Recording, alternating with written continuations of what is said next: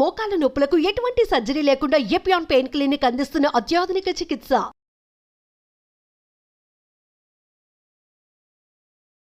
నమస్తే, welcome to Suman TV. నిద్రలేమి సమస్య, ఈ సమస్య రావడానికి ఏంటి అసలు కారణాలు? చాలామంది ఈ మధ్యకాలంలోనే నిద్రలేమి సమస్యతోటి బాధపడుతున్నామని చెప్తూ వస్తున్నారు. సో స్ట్రెస్ వల్ల ఒకవేళ నిద్రలేమి సమస్య అనేది వస్తుందా, లేకపోతే మన శరీరంలోనే ఇంకా ఏమైనా డిసీజెస్ ఉండడం వల్ల వస్తుందా, లేకపోతే మన లైఫ్ స్టైల్లోనే మనం చేంజెస్ చేసుకున్నటువంటి ఈ మార్పుల కారణంగానే మనం నిద్రలేమి సమస్యను ఎదుర్కొంటున్నామా? ఈ సమస్య నుంచి ఎలా బయటపడాలి అసలు? సో దీనికి హోమియోపతిలో ఎటువంటి ట్రీట్మెంట్ అందుబాటులో ఉంది? ఈ విషయాలపై అవగాహన కల్పించేందుకు మనతో పాటు ఉన్నారు డాక్టర్ చేతన్ రాజు గారు. Hello sir. Hello madam. Sir, నిద్రలేమి సమస్య, సో పిల్లలే ఇప్పుడు ఇంటర్మీడియట్ డిగ్రీ ఆ ఏజ్కి వచ్చిన పిల్లలే చాలామంది అసలు నాకు నిద్ర రావట్లేదు, నిద్ర పట్టట్లేదు అని కంప్లైంట్స్ చేస్తున్నాం. ఇంత చిన్న పిల్లల్లో కూడా ఈ నిద్రలేమి సమస్య ఎందుకు ఉంటుంది అసలు? పేరెంట్స్ ఏమనుకుంటారంటే మీకేంటి టెన్షన్స్, మేం కదా పడుతున్నాం టెన్షన్స్, సో మీకెందుకు అసలు నిద్ర అనేది రావటం లేదు, ఇలా క్వశ్చన్ చేస్తూ ఉంటారు. ఎందుకు పిల్లల్లో కూడా అట్లా వస్తుందని అంటారు? ఇప్పుడు ఏమవుతుందంటే నిద్ర ఎప్పుడు డిస్టర్బ్ అవుతుంది, అది జనరల్గా మనం చూసుకుంటే మనకు ఏదైనా మానసిక ఒత్తిళ్ళున్నా డిస్టర్బ్ అవుతుంది. యాంగ్జైటీ ప్రాబ్లం ఇప్పుడు చాలామంది బాధపడుతున్నారు, గుండెదడ, ఆందోళన, దానివల్ల కూడా నిద్ర డిస్టర్బ్ అవుతుంది.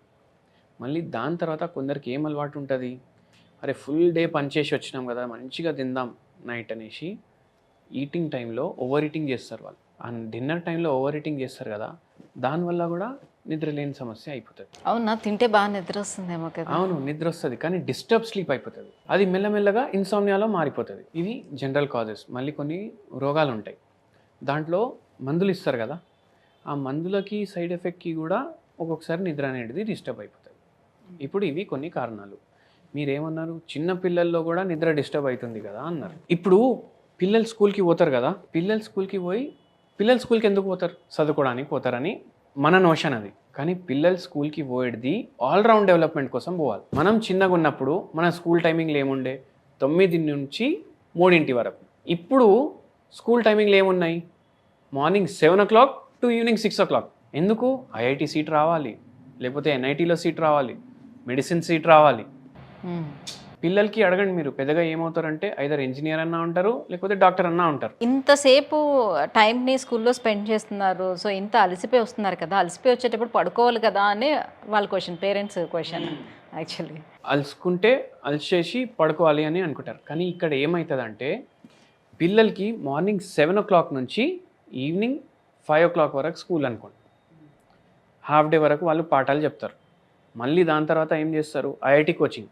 పిల్లోడు 6th క్లాస్లోనే ఉంటాడు, వానికి ఐఐటి అంటేనే తెలియదు, కానీ వానికి ఐఐటి కోచింగ్ ఉంది. ఇప్పుడు 6th క్లాస్లో ఉన్నప్పుడు వాళ్ళు 10th క్లాస్లో ఉన్న సబ్జెక్ట్ చెప్తారు వాళ్ళకు. వాళ్ళ మైండ్ యాక్సెప్ట్ చేయదు, బ్రెయిన్ యాక్సెప్ట్ చేయదు. అప్పుడు ఏమవుతుంది, మన బ్రెయిన్లో న్యూరో ట్రాన్స్మిటర్స్ ఉంటాయి, అవి ఇంబ్యాలెన్స్ అవ్వడం స్టార్ట్ అవుతాయి. దాని తర్వాత ఏమవుతుంది, బాడీ అలసిపోతుంది. అండ్ ఇంకోటి ఏంది, ఓన్లీ మెంటలీ అలసిపోవడం కాదు, బాడీకి ఫిజికల్ యాక్టివిటీ కూడా ఉండాలి. ఇప్పుడు వీళ్ళకి ఫిజికల్ యాక్టివిటీనే ఉండదు. ఒక అపార్ట్మెంట్లో స్కూల్ ఉంటుంది, వాళ్ళకు లంచ్ బ్రేక్లో ఏముంటుంది, తినేసేయాలి, బెంచ్ మీద కూర్చోవాలి నెక్స్ట్ టీచర్ వచ్చినప్పుడు వరకు. సో మెంటల్ స్ట్రెస్ని తీసుకుంటున్నారు కాబట్టి నిద్ర రావటం లేదు. అది కదా ఫిజికల్ స్ట్రెస్ తీసుకుంటే నిద్ర వచ్చిండేది, అంతే కదా? అది స్ట్రెస్ కాదు, మళ్ళీ అది యాక్టివిటీ. ఇప్పుడు పిల్లలకి క్రికెట్ ఆడడం ఇష్టం, ఫుట్బాల్ ఆడడం ఇష్టం, కానీ ఇప్పుడు వాడికి గంట సేపు నడవమంటే ఎవరు నడుస్తాడు? అరే ఏంది, ఎందుకు నడుస్తున్నా నేను అనేసి వాళ్ళకి అనిపిస్తుంది. అది స్ట్రెస్, ఫిజికల్ స్ట్రెస్ అది. కానీ ఆడుకోమంటే 5 గంటలు కూడా ఆడుకుంటాడు. అండ్ అది హెల్ప్ఫుల్ ఉంటుంది బాడీకి, ఎందుకంటే మనకు హ్యాపీ ఏం చేస్తుంది, మనం అది చేస్తున్నాం, దాంతో నిద్ర కరెక్ట్ వస్తుంది. మొత్తం రోజు కూర్చొని చదివితే న్యూరో ట్రాన్స్మిటర్స్ డిస్టర్బ్ అవుతాయి. ఏ న్యూరో ట్రాన్స్మిటర్, మెలటోనిన్, అది నిద్రకు అవసరం, అది ప్రొడ్యూసే కాదు. ప్రొడ్యూస్ అయితే కూడా ఎంత ప్రొడ్యూస్ అవ్వాలో అంత ప్రొడ్యూస్ అవ్వదు, అప్పుడు వాళ్ళ నిద్ర డిస్టర్బ్ అవుతుంది. అందుకే పిల్లల్లో నిద్రలు డిస్టర్బ్ అవుతున్నాయి. పెద్దవాళ్ళల్లో ఎందుకు అవుతున్నాయి, ఏ పని నచ్చట్లేదు ఆ పని చేస్తున్నారు, మొత్తం రోజు కూర్చొని కీబోర్డ్ మీద typing, mouse, sedentary life style వల్ల ఈటింగ్ ప్రాబ్లమ్స్, దాంతో వెయిట్ గెయిన్, దాని తర్వాత డయాబెటీస్, హైపర్ టెన్షన్, ఇవన్నీ కారణాల వల్ల వాళ్ళకి నిద్ర వస్తలేదు. బాస్ చాలా సతాయిస్తుండు, ఇంటికి వచ్చిన తర్వాత కూడా టార్గెట్ నడుస్తుంటుంది కొందరు మైండ్లో, అరే టార్గెట్ కంప్లీట్ అవ్వట్లేదు. ఇవన్నీ ఆలోచనల వల్ల కూడా వాళ్ళకు నిద్ర డిస్టర్బ్ అవుతుంది. స్ట్రెస్ ఒక ఫ్యాక్టర్. ఇప్పుడు ఒక పేషెంట్ వచ్చింది, 20 years నుంచి నిద్రపోతలేరు. అమ్మో. ఎందుకంటే వాళ్ళ హస్బెండ్ ఎవరినో నమ్మి పైసలు ఇచ్చారు, ఆ పైసలు ఈ రోజు వరకు రిటర్న్ రాలేదు. వాళ్ళ హస్బెండ్ ఏమంటున్నారు, ఎందుకు ఆలోచిస్తున్నారు, పోయింది పోని, మనం ఇంకా సంపాదించుకున్నాం కదా. సో అయినా వాళ్ళు చీట్ చేశారు. ఎవరు? Husband relatives. వాళ్ళకు మనం ఎందుకు ఇచ్చినాం అంత పెద్ద అమౌంట్, ఇప్పటివరకు రిటర్న్ రాలేదు. సో అది ఆలోచించి స్ట్రెస్గా మారి నిద్ర రాకపోవడం కూడా అయింది, షుగర్ కూడా వచ్చింది, మోకాలు నొప్పులు వచ్చినాయి, నరాల ప్రాబ్లం వచ్చింది, అన్నీ వచ్చినాయి. సో ఇట్లా డబ్బులు రాలేదు. కానీ ఇప్పుడు డబ్బులు వస్తే కూడా ఇవి పోవు కదా. సో మళ్ళీ ఆ హెల్దీ లైఫ్ వస్తుందా? రాదు. సో అందుకే దేని గురించి మనం ఎక్కువ ఆలోచించొద్దు. నిద్రలేని సమస్య వస్తే దాంతోపాటు మెల్లమెల్లగా వేరే రోగాలు కూడా వస్తాయి. సో మరి ప్రాపర్ స్లీప్ కోసం ఏం చేయాలి? సో చాలామంది ఇంటి చిట్కాలు కూడా పాటిస్తూ ఉంటారు కొన్ని. సో నైట్ పడుకునేటప్పుడు వేడివేడిగా కొంచెం మిల్క్ తీసుకుంటే నిద్ర వస్తుంది, ఇట్లాంటి ఏవో చెప్తూ ఉంటారు, పాటిస్తూ ఉంటారు. అవి ఎంతవరకు అసలు వర్కౌట్ అవుతాయి? అవి ఎంతవరకు వర్కౌట్ అవుతాయి అంటే, ఎప్పుడైతే ఏదైనా ఇంటి చిట్కాలు మనం పాటిస్తే దాంట్లో అడాప్టోజెనిక్ ప్రాపర్టీస్ ఉండాలి. ఇప్పుడు అడాప్టోజెనిక్ ప్రాపర్టీస్ అంటే ఏంది? మనం ఎటువంటి ఎన్వైరన్మెంట్లో ఉన్నా మనం ఆ ఎన్వైరన్మెంట్లో సెట్ అవ్వాలి. ఇప్పుడు ఈ పేషెంట్కి కూడా మనం మెడిసిన్స్ కూడా ఇచ్చినాము, ఇట్లా ఇంటి చిట్కాలు కూడా చెప్పినాము. అయితే ఇప్పుడు ఈ పేషెంట్ మైండ్లోకి వెళ్ళి అది పోవాలి కదా, అరే పోయినాయి ఇప్పుడు రావు, మనమైతే మంచిగా ఉండాలి కదా. ఫస్ట్ అది బ్రెయిన్ వాష్ అవ్వాలి.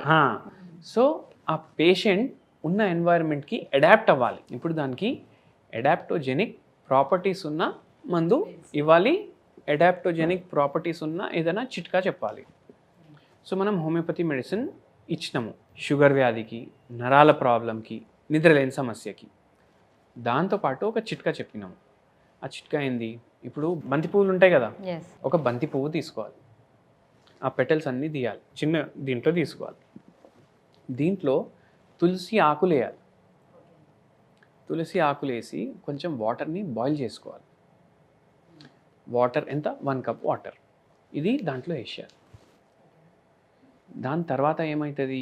ఈ తులసి ఆకుల్లో ఉన్న ప్రాపర్టీస్, బంతి పువ్వుల్లో ఉన్న ప్రాపర్టీస్ అన్నీ ఆ నీళ్ళలో వచ్చేస్తాయి. దాన్ని ఫిల్టర్ చేసుకోవాలి. దీన్ని క్యాలెండ్యులా టీ అంటారు. ఓన్లీ బంతి పువ్వు వేసుకుంటే, అరే బంతి పువ్వుతోటి ఏం తగ్గుతుంది అని అందరు అనుకుంటారు ఇప్పుడు. కానీ క్యాలెండ్యులా టీ అని మనం గూగుల్ చేస్తే మనకు తెలుస్తుంది క్యాలెండ్యులా టీ అంటే ఏంటి. సో అది daily 1 hour before sleep consume చేయాలి. ఇప్పుడు దీంట్లో ఏముంటాయి? దీంట్లో అడాప్టోజెనిక్ ప్రాపర్టీస్ ఉంటాయి. నరాల బలహీనత వస్తుంది కదా, ఇప్పుడు ఒక్కరోజు మనిషి పడుకోకపోతే నెక్స్ట్ డే నీరసంగా ఉంటుంది. ఇప్పుడు మనిషి అస్సలు పడుకోకపోతే నరాలు సరిగా పనిచేయవు, బాడీ పెయిన్స్ కూడా వస్తాయి. సో అవి తగ్గించడానికి ఇది హెల్ప్ చేస్తుంది. మళ్ళీ ఉన్న సిచ్యువేషన్ని అడాప్ట్ చేసుకోవడానికి తులసి ఆకులు అండ్ ఈ బంతి పువ్వు 2 హెల్ప్ చేస్తాయి. మన బాడీలో ఆక్సిడేటివ్ స్ట్రెస్ని తగ్గిస్తుంది, ఇన్ఫ్లమేషన్ తగ్గిస్తుంది, అండ్ బాడీ పెయిన్స్ కూడా ఉంటాయి పేషెంట్కి సరిగా నిద్రపోకపోతే. ఫుల్ డే నీరసంగా ఉంటుంది, నిద్రపోవడానికి ట్రై చేస్తే నిద్ర రాదు, మళ్ళీ నీరసంగానే ఉంటుంది. సో అవన్నీ కొంచెం రిలీఫ్ ఇవ్వడానికి హెల్ప్ చేస్తుంది. మన మందులు కూడా పనిచేస్తాయి. దాంతోపాటు మనం మందులు కూడా ఇస్తాం. ఉన్న న్యూరో ట్రాన్స్మిటర్స్ ఏవైతే డిస్టర్బ్ అయినాయి కదా బాడీలో, అవి కూడా మళ్ళీ నార్మల్కి రావడం స్టార్ట్ అవుతాయి మన మెడిసిన్స్. దాంతో నిద్ర ఏమో మంచిగా వస్తుంది. Thank you so much sir. So నిద్రలేమి సమస్య నుంచి బయటపడడానికి ఎలాంటి చిట్కాలు ఉన్నాయి అండ్ హోమియో ట్రీట్మెంట్ గురించి తెలియజేసినందుకు థ్యాంక్ యూ.